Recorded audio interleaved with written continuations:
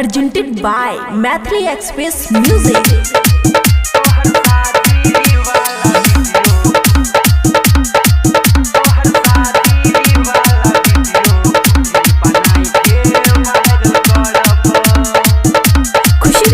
studio बलुआहा कलही गजदारी प्यारी आपन सहब कलही गजदारी प्यारी आपन सहब तोहर शादी वाला वीडियो रील बनाई के वायरल करब तोहर शादी वाला वीडियो रील बनाई के वायरल करब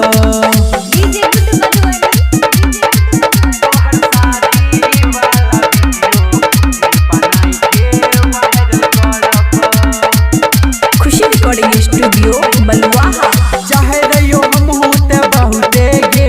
छोड़ देलही बाबू सोना कही देगे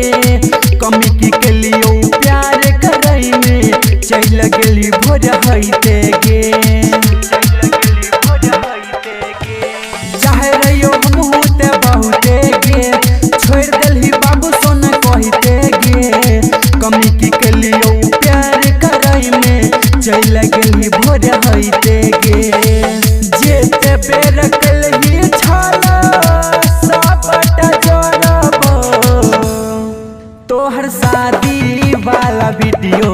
रील बनाई के वायरल करब तोहर शादी वाला वीडियो रील बनाई के वायरल करब